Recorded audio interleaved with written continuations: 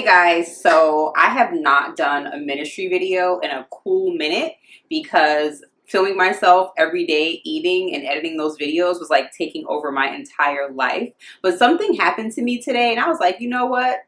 It's time to get back on my regularly scheduled programming and do my ministry moment videos.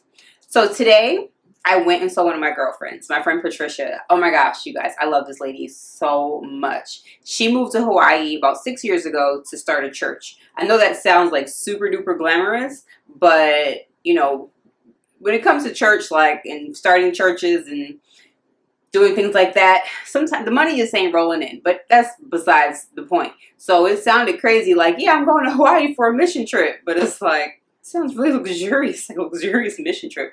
But over the years, like, just to see the growth and the expansion and just the ministry that has come from her leaving, like, it's such an inspiration. But today, let me tell you how the devil tried my entire life. So backwards, back it on up. Yesterday, I OD'd on Dr. Caroline Leaf's videos on YouTube.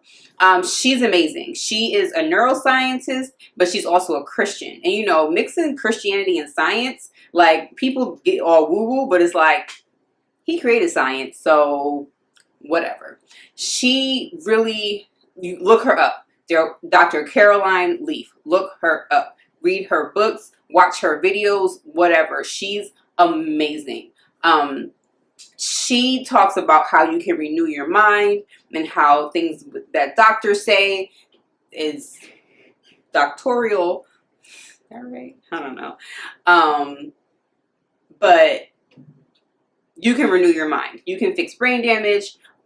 She talks about how Alzheimer's and dementia, things like that, come from the negative thoughts that you have played in your mind for so long, and how you can renew those things. So, in how your eating and your nutrition plays a big part on mental illness and on dementia and on schizophrenia, on bipolar, whatever it is that you're dealing with in your mind, you can renew your mind. Like, the world says you can't, but the Bible says that you can. And she has proof and scientific proof that people's minds have been renewed by the changing of their thoughts and their actions. The thoughts that dictated their actions. And you know what I'm trying to say. So she does this thing called the 21-day detox. And she has a video. She has a 4-part series called Detoxing Your Brain. I watched all 4 parts yesterday in order. And then at the end of the 4th part, she has you do an activity. And she has you pray, and she speaks while you're praying and tells you just, you know, pray certain things. And she asks you to ask God what it is you need to release to him that is giving you negative thoughts in your mind. And that is playing a detrimental role in your life. And so I did the activity, and the words that I heard were doubt and fear. And I was like, ooh, okay, Lord. Expound upon that. And so every day for 21 days, I had to like give over my doubt and my fear to him. And so today, as I was going to see my girlfriend, she had a big Hawaiian breakfast. I couldn't eat anything because it was all meat. And so I know I'm doing veganish, but her sister made me like a egg omelet, like just an egg omelet with no cheese, no nothing, just an egg omelet, just so I could have something to eat while I was there. I had some rice. So it's my first time having it. My camera cut off because my memory card was full because I had 18,000 videos on there that I hadn't deleted yet. But anyway, we were just going to catch up and for us to give us an update about the church and how it's been doing and things like that. And it was amazing. But before I got there this morning, like, my body, when I tell you I could not get up, like, I could not get up. I had to force myself to get up to go to the bathroom like earlier, and then I was trying to just stay up from that point. And when I tell you I could not, like, I physically, mentally, like, I could not get up. And I was like, oh, I'll just see her later. I'll just call her after, blah, blah, blah. Like, just my mind, like, it was the process of me having to renew my mind daily, but my body, like, I couldn't get up. So then I get up, I get my life together. I'm still running a little bit late, but I was like, it's not far. I'll get there. I go downstairs and my car won't start. My car is a 2015. I got my car November 2014. My car, I've had it not even 3 years. So my car shouldn't be not starting because I get my oil changes, do whatever, whatever for my car. My car should not be not starting. Really? Really? Okay. I was like, I got service. I got whatever. Whatever. My mom jumps my car and I'm like, all right, cool. My car is on the road. But I was like, really, devil? But on the way down, I came upstairs to get the jumper cables. On the way back down in the elevator, God was like, who do you trust? And I was like, okay, God, I don't doubt you. I'm going to get to where I need to go and my car is going to start. So I was like, what if my car doesn't start? Da da da da, blah, blah, blah. So I was like, wait, so was that the devil or was that God? But God don't send you tests like that. He don't test your, you know what I'm saying? Like, he don't do that. So I was just like, okay, God, I trust you. I'm going to get there. So I get there. I walk in. People are there. It's just a couple of us at her sister's house. Meet her sister. Make me my egg. Chit-chatting with some people. Her sister-in-law. All sorts of people. And she starts showing us how they've been doing and what they've been doing with their youth ministry. And when I tell you, it inspired me so much for our youth ministry at my church. Like the things that they're doing and how they're doing them and just the simplicity of how they're reaching the people and how they're reaching the lost. Like, it's not a big old program and a big old show. And then just the heart of her pastor that she was sharing with me and how he does and how he's all about, getting people trained up and pushing them out, train them up, and how it's important people behind you, to train up and push out into the world, and which is what we want to teach our youth. Like, we want you to come after us and do the jobs that we are doing now. I can't be a big sister forever because I'm just getting on that curve of like, Miss Ivonnah's not really a big sister anymore. Miss Ivonnah's getting more to like the mother. Or even like auntie role, you know what I'm saying? So at some point, I'm not gonna be a big sister. So I gotta teach the little big sisters how to be big sisters. So yeah, it was just so inspiring. And then I'm praying and fasting about some things. It's not my business, or I would tell it's about somebody else, so I can't share what it is. And my friend has been through some of the things that this person has been through. So me telling her and sharing with her, what's going on, she prayed for me and my prayer and my fasting. And I was like, dang, God, I would have missed out on all of this. That's how I know it was the devil, not God testing me. People say, he don't do that.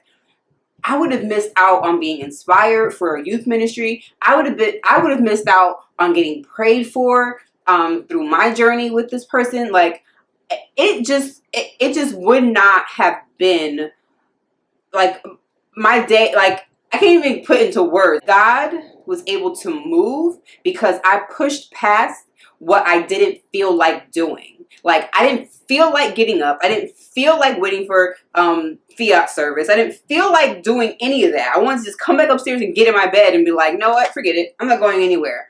But no, I pushed past my feelings. A lot of times we get caught up and I don't feel like doing this. No, a lot of times I don't feel like doing a lot of things. But if I don't do them, then they won't get done and then something's going to fall. If you don't get them to go to work, you ain't going to get paid. Like, simple as that. So I was so happy that I pushed past what I didn't feel like doing. I renewed my mind before I went. I did the exercise you're supposed to do every day. It was just me being faithful and obedient to what I said I was going to do, number one, which was sticking to the 21-day, renewing my mind.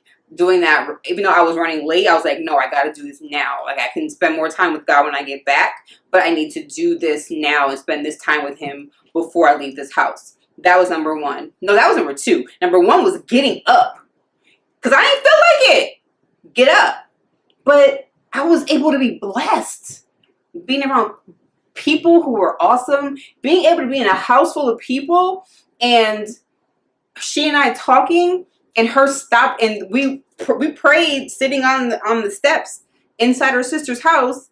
in like between the living room, like a lot of houses in California have like a family room, and then like it'll be like 2 steps up, and then like another area, like the steps in the middle. Like we were sitting on those stairs, and she just prayed for me with a room full of people, and nobody cared. Like it was just a normal day at the house. Like that is so amazing, and that is the beauty of being in the body of believers. Because yes, we are supposed to go out into the world. And that's supposed to keep it contained and inside, and keep it inside the church house. We're supposed to go to the church house, get filled, go out, do what you're supposed to do your mission. But to be with other believers, to be able to lift you up in prayer and to cover you, that is so awesome. To have a community of friends who are like-minded, that is so awesome. Like in my veganist journey, I'm so happy that a couple of my friends are vegans too, because you get to share things and do things together. It's like you have your own little, family, which is important for me because here I have my mom and my son, but my whole family is in, Connecticut. So it's just today was just beautiful. And today I was just very happy that I, pushed past. Hold on. It's my boyfriend. I can call him right back. I was just very happy that I pushed past what I didn't feel like doing, and that I still went, that I got up, because what if God didn't feel like waking you up in the morning? What if he didn't feel like blessing you? What if he didn't feel like pouring into, like, whatever? Like, he does things even though he doesn't feel like it. So we have to do the same. We have to push past our feelings. Like, that's been my thing for like the past few months. Like, push past what you don't feel like doing. So this morning I did that, and I was so happy I did. Her church is doing amazingly. Like, that place, like, I want to go there and visit. Like, it's so awesome. I'll put a link below. It's called Pearlside in Hawaii. If you live in Hawaii, go visit. They have multiple campuses because the pastor likes to raise up people and send them out. Like, I don't want y'all all to just be stuck up under here all day, every day. You need to be going out to find the lost people. So that's beside the point. It's a whole nother video. But yeah, guys, let's challenge ourselves to push past what we don't feel like doing. That's my challenge to you. My pastor does that when she preaches. She's like, every time she preaches, she gives us a challenge to do for the week. So that's my challenge for you guys for this week. Whenever you don't feel like doing something, that's usually a sign that there's a blessing on the other side. And that's usually a sign that you have to get there. There are auditions that I didn't feel like going to, that I went and I booked them. And it's like, oh, okay. No, not that you was trying to keep me from it. Okay, got you. No, boo. No, boo. No, boo. So let's do that. Let's get out of our feelings.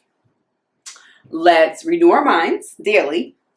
And let's just get over ourselves. Because, never mind. I won't even get into that part about pride and our hearts being connected. I'll do a video about that too. But get over ourselves and get out of our feelings. And that's it. Get over yourself. Get out your feelings. Push past what you don't feel like doing. And love your neighbor. Reach the lost. I love y'all. And I will talk to you soon. Bye.